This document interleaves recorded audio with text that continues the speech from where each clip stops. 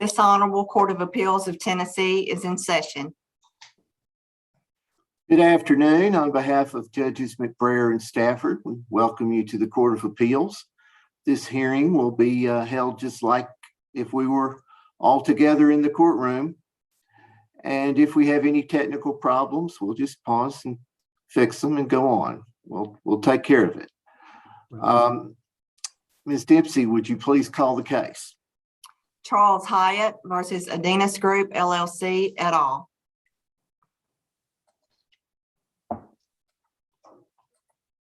Good afternoon, Your Honors. Good I'm afternoon. Rowan Leathers. I represent the appellant, one of the defendants below, Adenus Group, LLC. As I previously mentioned to Ms. Dempsey, I'd like to reserve 2 minutes of my time for rebuttal. 2 minutes, okay. Yes, Your Honor. This appeal results from a bench trial in the Williamson County Chancery Court, which occurred in April of last year. The trial court's decision was in favor of the plaintiff, Charles Hyatt. Mr. Hyatt was the former chief executive officer of my client, Adenus Group, LLC. Mr. Hyatt held that position from late 2007 until the end of 2018. His employment terminated when his employment agreement was not renewed. The trial court's decision focused on whether Mr. Hyatt possessed a profit share award interest pursuant to a profit share award agreement. And that agreement was issued pursuant to the 2008 Adenus Equity Incentive Plan. And that plan was a plan of the company that was not in agreement with Mr. Hyatt. It authorized Adenus to issue two distinct and different types of benefit awards. The first award was an ownership interest, a membership interest in the LLC. The second type of interest, which is the one that this appeal concerns, is a profit share interest. And the profit share was defined by the Adenus Equity Incentive Plan as an interest, a percentage share in the profits realized by the company upon the sale of all or substantially all of its assets. There was no sale of assets which occurred during Mr. Hyatt's employment with Adenus.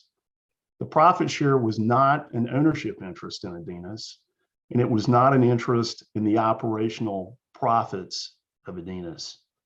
The profit share was forfeited when Mr. Hyatt's employment with Adenus ended. This was pursuant to the express terms of the profit share award agreement that he entered into, and it was consistent with the Adenus Equity Incentive Plan that governed the award of the agreement. The key documents here that concern this appeal are the Adenus Equity Incentive Plan and the profit share award agreement.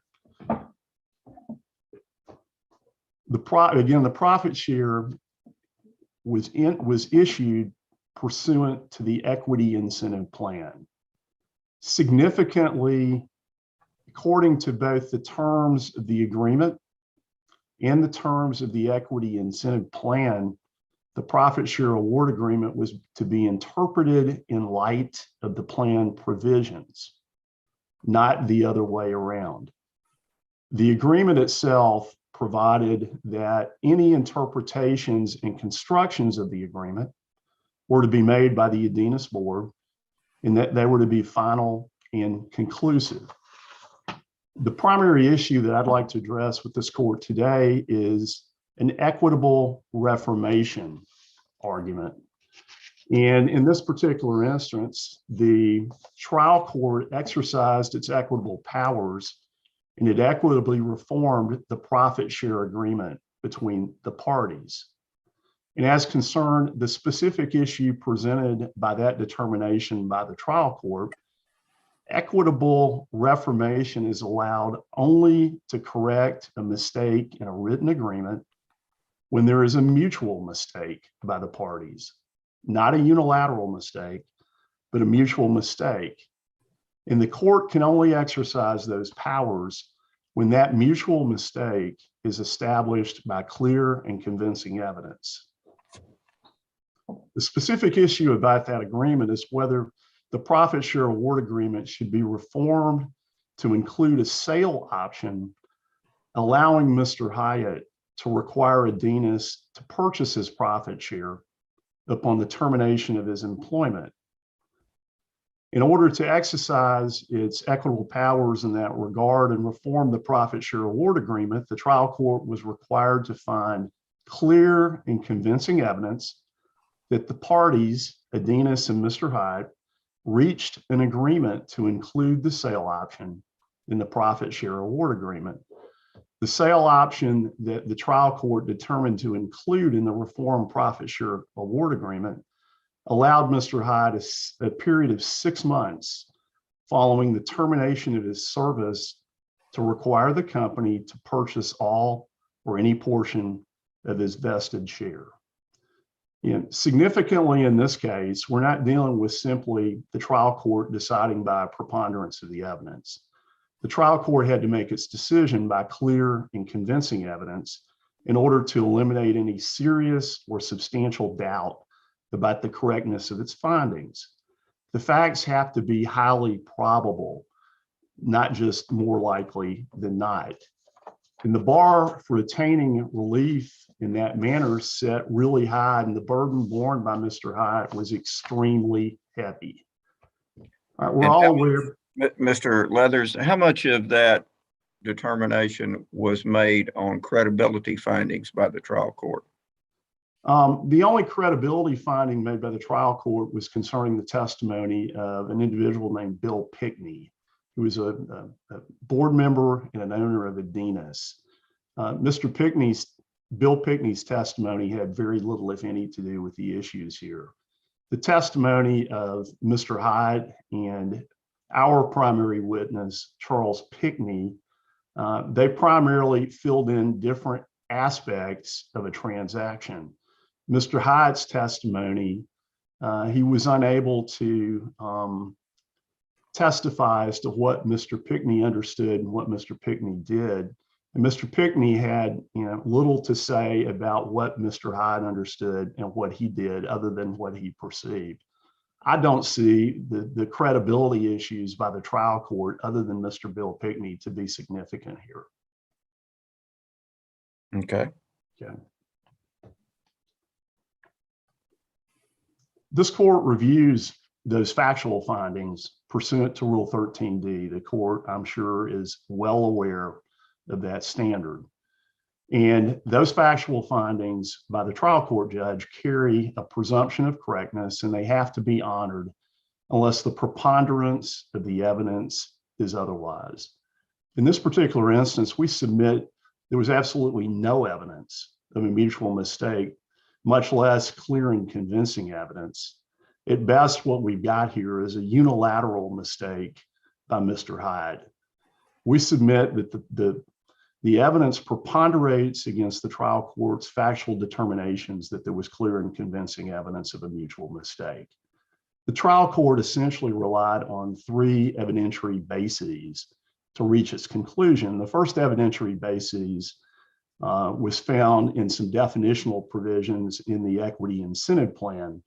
What the court determined was the final version of the plan approved by the board included the sale option and the repurchase option. And what the court cited to were the terms of the plan.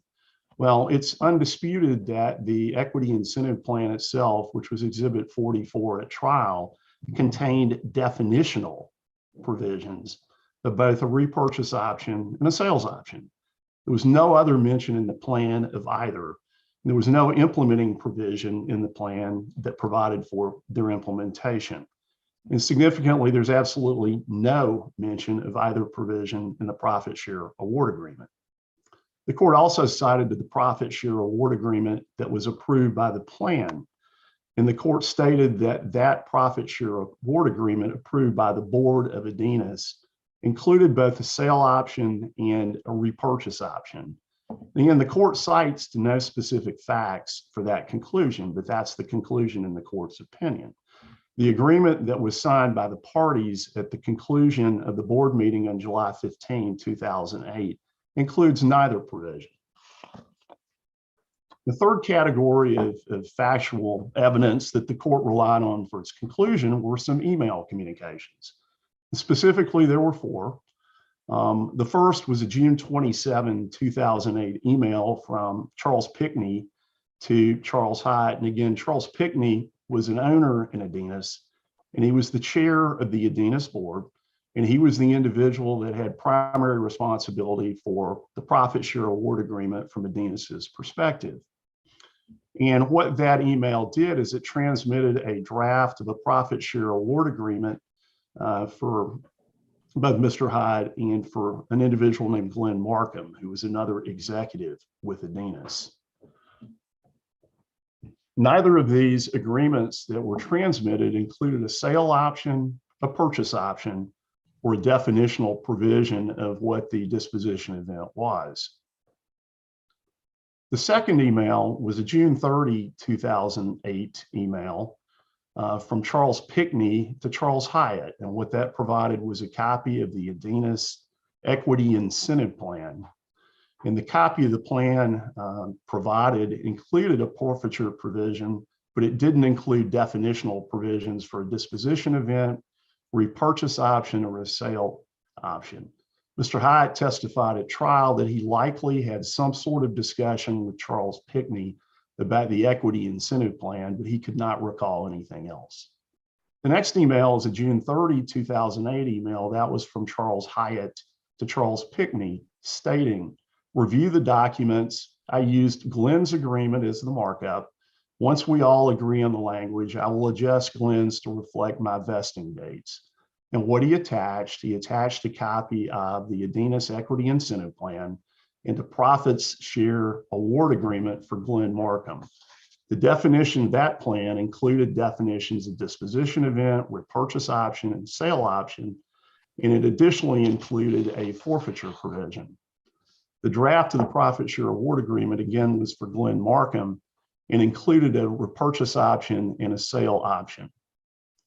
These revised or marked up documents that were all prepared by Mr. Hyatt, and he added these provisions. Mr. Hyatt testified at trial that he did not recall if he discussed any of these changes with anybody, and he did not recall getting any additional emails. Mr. Pickney testified concerning this, that the plan and the profit share award agreement were a work in process, and at this point, something Hyatt had essentially created to use. There was no testimony or documentary evidence presented at trial that the parties agreed to the revised or marked up provisions in these documents. The final email was a July 1, 2008 email from Mr. Hyatt to Mr. Pickney stating, I made the changes to paragraph E of the fair market value. Let me know if any additional changes need to be made. And attached to that email was a profit share award agreement for Glenn Markham. Included in that draft were both repurchase options and sales options. Did not include a forfeiture provision. It included at section 3E a provision concerning how to value a profit share. And there was no testimony or other documentary evidence presented at trial where the parties agreed to these revisions or the proposed changes.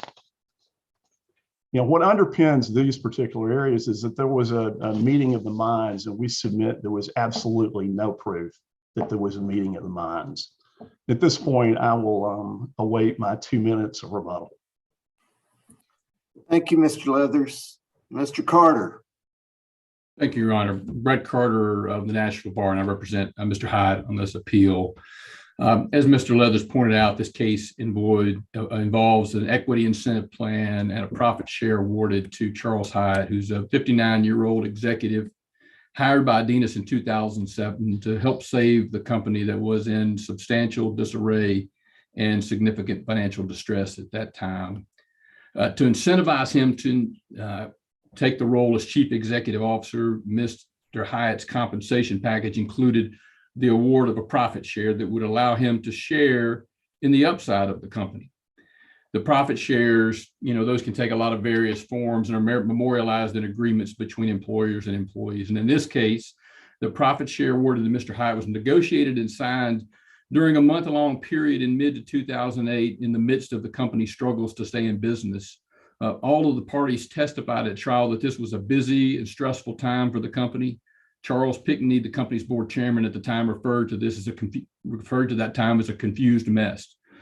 Ultimately, the plan and award agreement negotiated by Charles Hyatt and Charles Pickney were approved by the board and signed by the parties. And those documents were set aside as they got together to work to salvaging that company.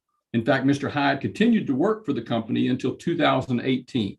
So 11 years later, when the company terminated his employment because they wanted to go in a different direction. The issue in this case is whether Mr. Hyatt had the right under the plan and the award agreement negotiated in 2008 to require the company to purchase his profit share when he was terminated. At the time of his termination, Charles Hyatt immediately exercised a sale option, which was in the version of the equity incentive plan and the profit share award agreement that was in his records. This provision required the company to repurchase his profit share at fair market value. And the remaining members of the board originally said that they would take care of Mr. Hyatt at that time, but they later asserted that Mr. Hyatt had forfeited his profit share when the company itself terminated his employment. So after working with the company through a difficult 11-year period, the company not only terminated him, but were also attempting to take away a profit share that he had earned, invested in based on his years of service. What is in dispute in this case is whether the final versions of the plan and the award agreement included a sale option that would allow Mr. Hyatt to require the company to purchase the profit share in the event of his termination. Now, what the record shows is that the company's position on this point changed drastically from the discovery phase of this case to the actual trial. And we have highlighted that in our brief because we believe it is significant to this court's consideration of this case.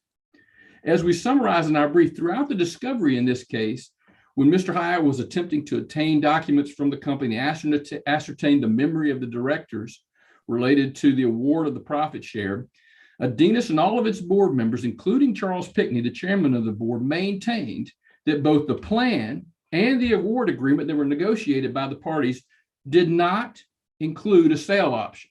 And that was a legacy term that was not intended to be in the final versions of the applicable documents. The company maintained that position all the way up through the first day of trial when Adenus and Charles Pickney reversed course and conceded, well, the final version of the plan had in fact included a sale option, but they still maintained that the sale option was not in the actual award agreement. Now, this switching of positions from our perspective was front and center at the trial of this case when the chancellor was evaluating the credibility of the parties. And we believe that this court should also consider the defendant's evolving version of the facts when reviewing the findings of fact in this case. As we pointed out in our brief, findings of fact of the chancellor are presumed correct unless the evidence preponderates otherwise. Now, the only evidence that the appellant points to overturn the factual findings of the chancellor is the testimony of Charles Pickney that the company did not intend to include the sale option in the award agreement. He also testified that he wouldn't have presented the award agreement to the board if he had any questions about its content, and that he did not present the wrong version of the award agreement to Charles Hyatt for signature. All this testimony, however, was presented at a trial in March of 2021, over 13 years after the negotiation and signing of the agreement. Despite these statements of his understanding of the agreement in 2021, Mr. Pickney testified that he had no memory of any meetings or discussions during the time period of the negotiations that occurred in 2008, other than those that were memorialized in the email, the board minutes, and his handwritten notes that he took at the board meeting. Mr. Pickney further testified that he had no present recollection of any contemporaneous communication that the sale option was to be removed from the award agreement after Mr. Hyatt added that term in his June 30th and July 1 emails. Thus, the trial court relied on the contemporaneous documentation presented in this case and disregarded Mr. Pickney's self-serving statement at trial. While the contemporaneous proof established was that what it established was that Charles Pickney sent drafts of the plan and the award agreement to Charles Hyatt on June the 27th and June 30th that did not at that time include the sale option. The other thing I would point out here too is that these two documents were being negotiated contemporaneously. This plan had not existed independent of this award agreement. This was all being done at one time. What happened at that point was Mr. Hyatt took those documents, he modified them to add the sale option. That sale option benefited Mr. Hyatt, but he also added a repurchase option that gave the company the option to buy him out if he was terminated from the company. So both he or the company had the discretion to liquidate that profit share in the event that he was no longer with the company. He added both those provisions. The sale option was added to both the plan and the award agreement, and Mr. Hyatt sent those documents to Charles Pickney on June the 30th in an email. The very next day, on July 1, Mr. Hyatt made one additional small change related to the calculation of fair market value under the documents. And in the revised document that he sent on July 1, the sale and repurchase options were both still in the plan and the agreement. And Mr. Hyatt wrote in that email, "Let me know if you have any additional changes that need to be made." The testimony at trial was that Charles Hyatt had no memory of any discussions or other meeting where the sale option after that point was removed from the award agreement. And Charles Pickney similarly had no memory of such a meeting or any such discussion. There were also no emails during that time period from July 1 to July 15 that indicated that the sale option was removed during that time period. And on July 15th, the board held a meeting where the board approved the plan and the award agreement. The board meeting minutes, which were prepared by Charles Pickney, confirmed that the version of the plan that was approved by the board on that date included the sale option. So that concept was front and center at the board meeting, and there's no indication from the detailed minutes that Charles Pickney maintained that anyone opposed the sale option or that it was removed. Instead, Charles Pickney's handwritten notes from that day on the version of the plan that was in front of him, which is Exhibit 32, shows that Charles Pickney in his handwriting indicated next to the sale option and the repurchase option that those were added. And the date on Exhibit 32 at the top right-hand corner says July 15th, 2008, and it includes a note that says document revisions since board approved on June 17th, 2008.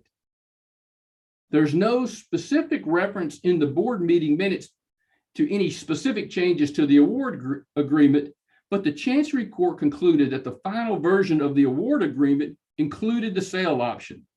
This makes obvious sense because it would defy logic that the sale option would be added to the plan at this board meeting and not also added to the award agreement based on the concurrent process that these documents were being negotiated between the parties. It was clearly in the last version of the award agreement exchanged by the parties, and there was no testimony or memory of any witness that it was removed from the award agreement. Thus, based on this course of communication and conduct leading up to the board meeting and the board's approval of the documents, which included the sale option, the Chancery Court correctly concluded that the agreement of the parties was that the plan and the award agreement included a sale option. This factual conclusion also makes logical sense because Mr. Hyatt would have remembered if the only material change he proposed to the document, the sale option, was going to be removed from the final agreement. If they were going to take that out, he would have remembered it, yet he had no memory of that taking place, and Charles Pickney had no memory of that taking place either. Reformation, as Mr. Leathers has explained, is applicable when there's a prior agreement of the parties. They intended that prior agreement to be in the written contract.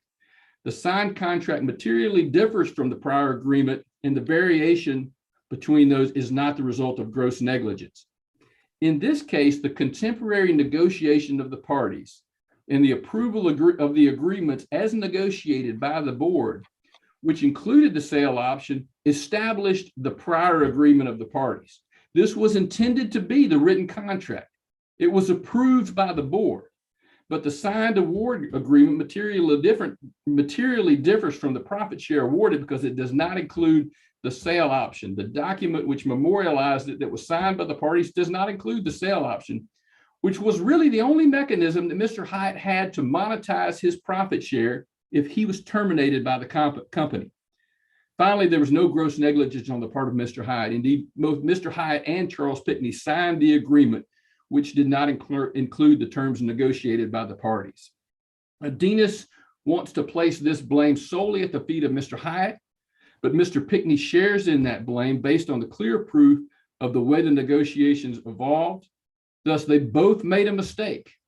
This is a classic case of mutual mistake, and when reformation should be granted, even though Charles Pickney now disavows that he made a mistake on this point, based on the overwhelming evidence that was presented in this case.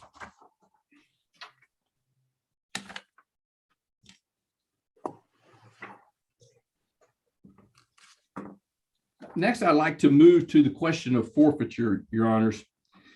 Forfeiture was also addressed in this case. And I would first point out that the argument regarding forfeiture is largely made in a vacuum without consideration of the reformation of the contract as found by the Chancery Court. With the reformation of the agreement to include a sale option, which is what the court concluded, it would further undermine the idea that there was a forfeiture in this case. I mean, to say that another way, if Mr. Hyatt had the option to require the company to repurchase his profit share, if he was terminated, as the company has argued, it would make no sense that there would be a possibility for a forfeiture.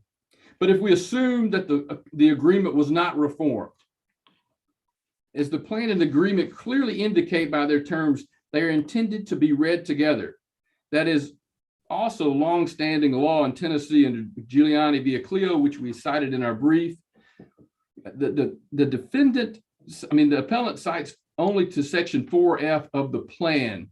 But first, 4F of the plan is completely contradictory with that a forfeiture would apply to the entire profit share when the grant of the profit share included a vesting schedule. And so the whole profit share vested over a period of time. There would be no reason to have a vesting schedule if the profit share could have been forfeited at any point that Mr. Hyatt was terminated. That is plainly contrary to the ordinary understanding of a vesting schedule.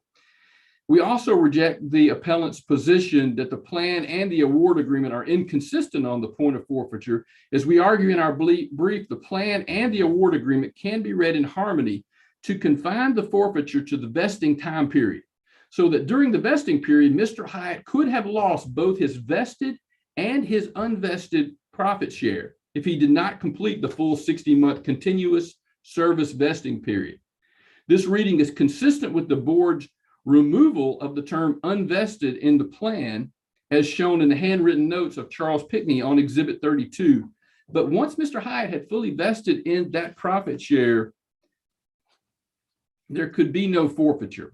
That is a reasonable interpretation, and which is consistent with Tennessee law. Tennessee law also says that agreements are construed against the drafter, in this case, which is Adenus. Tennessee law also disfavors forfeitures. We cited that under Houghton v. Nacarado and Hosden v. McGinnis, a forfeiture of the one argued in this case shocks the conscience that a profit share of $300,000 could be forfeited by the mere action only of the company in this case. Finally, Your Honors, I would just mention that the appellant challenges our proof of fair market value. We submit that we submitted proof of the balance sheet that was filed with the tax return and shows what the assets less liabilities of the company were. There's been no proof that was incorrectly reported to the IRS, that it was audited or changed in any way. And so we submit that we have met our burden of proof on fair market value. So based on the foregoing, we ask for that the Chancery Court's decision be affirmed. Thank you, Your Honors. Thank you, Mr. Carter. Mr. Leathers, you have your 2 minutes for rebuttal.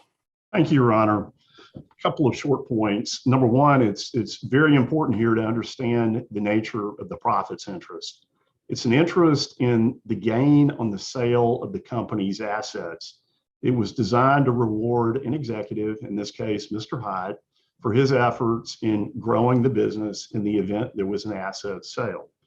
The vesting schedule that was attached to his profit share interest was designed to make sure that if he were there for less than 60 months, that his and the assets were sold, that his efforts would be reduced effective based on the length of time he was there. His vesting schedule was 60 months. So if he were there for 24 months and the assets were sold, he would not get the full percentage.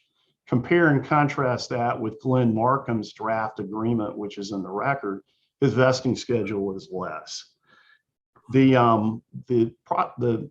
equity incentive plan and the appellee, Mr. Hyatt, and the trial court's reference to there being a purchase option or a sale option included in that plan is only insofar as concerns a definitional provision.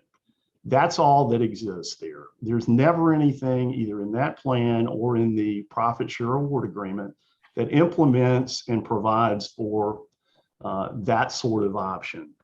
And then finally, Mr. Hyde harps on the fact that there was never a discussion, never a communication to remove a sale option or a purchase option from the draft equity award agreement. Well, there's never anything that says we agree to it, and that's the key on finding that there was a meeting of the minds. Your Honors, in conclusion, we respectfully request that you determine that the trial court erroneously exercised its equitable power of rescission and ask you to determine that Mr. Hyatt possessed no profit share interest or continuing or otherwise after the termination of his employment. Thank you. Thanks to both of you. Ms. Dempsey, would you please recess court? This honorable court is in recess until 3:15 p.m.